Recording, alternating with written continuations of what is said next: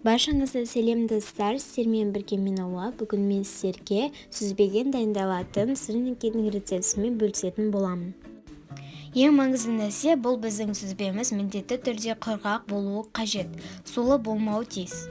Менің сүзбем шашылып тұратын болғандықтан, яғни орысша айтқанда рассыпчатый болған соң, сүзбені блендермен езіп аламын. Егер сүзбені блендермен езбесем, сырники өз формасын ұстамайды. Сізде шашылмайтын сүзбе болса, онда сіз оны пайдалана берсеңіз болады. Ең алдымен сүзбеге жұмыртқа, дәміне қарай қант салып, араластырып, жақсылап миксерлеп аламыз.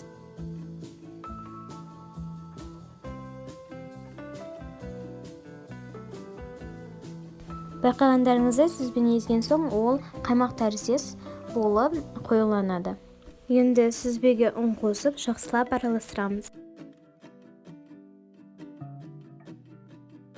Енді үстелдің үстіне қолымызға ұнды сеуіп, бір қасықтай сүзбені алып, сырникидің формасын жасайтын боламыз. Видеода көрсетілгендей еді, барлық сырникиді осылай жасаймыз.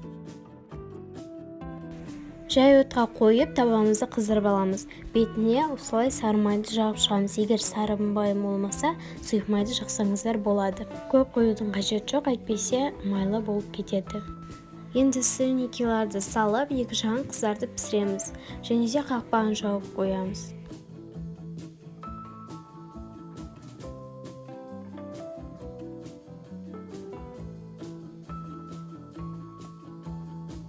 Мінекей достар, бізде дәмді болып пісті. Міндетті түрде жасап көріңіздер, бұл рецепт бірінші жасағаннан да шығады. Осы видеоға лайк басып, каналыма тіркелуді ұмытпаңыздар. Астарыңыз дәмді болсын.